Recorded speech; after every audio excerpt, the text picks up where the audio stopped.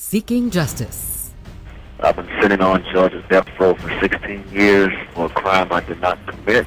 That's Troy Anthony Davis speaking in 2007 from Georgia's death row. He has maintained his innocence for the past 21 years in the death of a Savannah police officer in 1989. Having survived 3 previous execution dates, Davis's appeals have run out and will face death by lethal injection next Wednesday.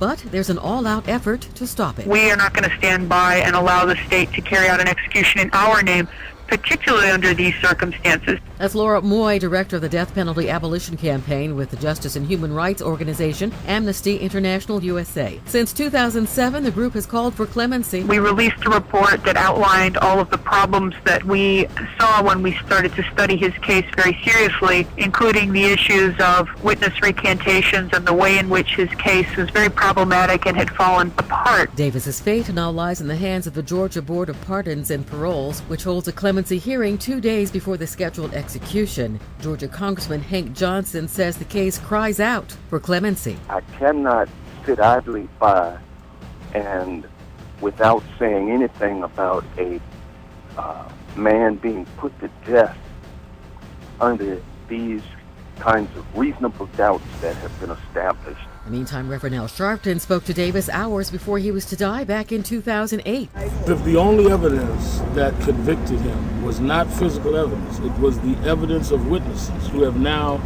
7 of the 9 recanted, then how can you say that's enough to take a life? In that instance, the U.S. Supreme Court stepped in to order a review of the case.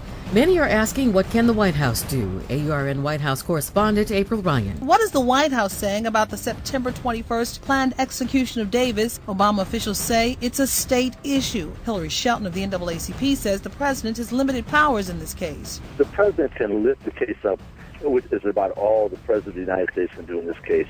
I know most people think the president's power is omnipotent, but actually the power to make this decision is squarely in the state of Georgia.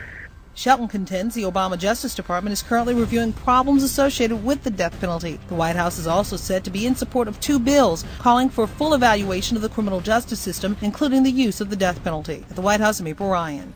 Among voices in support of Davis, former President Jimmy Carter. We believe that in this particular case there was enough evidence to the contrary to prevent this execution taking place. In the meantime, Amnesty International delivered hundreds of thousands of petition signatures in support of Davis to the Georgia Board of Pardons and Parole this morning, and will join people around the world for International Day of Solidarity for Troy Davis Day tomorrow, with over 300 scheduled events at home and abroad.